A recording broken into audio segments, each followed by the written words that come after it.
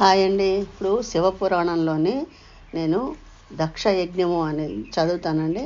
నేను పారాయణ చేస్తానండి, మీరు శ్రవణం చేయండి. క్రోధం పొందిన దక్ష ప్రజాపతి పరమేశ్వరునకు క్రతువులందు ఆవిర్భాగము లేకుండానట్లు చేయుటకే ఒక యాగము తలపెట్టెను.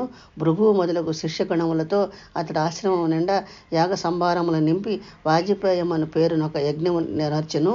శివుని ఆవిర్భాగం నొసంగలేదు. తరువాత మరి ఒక యాగం సంకల్పించి సంభారములు చేసి దేవతలందరికీ ఆహ్వానం పంపెను.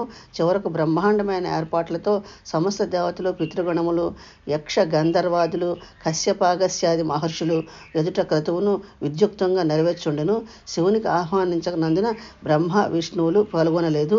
యజ్ఞదీక్ష చేపూనిన దక్ష ప్రజాపతి భార్యా సమేతుడై సభాసదులకు నమస్కరించి నిలిచి ఉండగా మరీచుడు మొదలైన మహర్షులు సతీ శంకరులను పిలవలేదా అని ప్రశ్నింప దక్షుడు శివుని నిందించెను.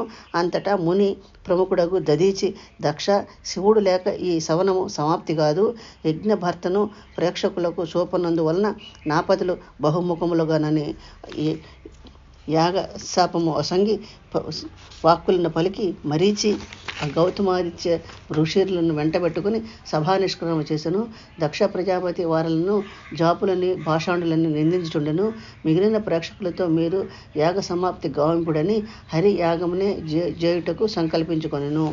నా ఛానల్ కూడా సపోర్ట్ చేయండి, సబ్స్క్రైబ్ చేయండి, లైక్ చేయండి, షేర్ చేయండి.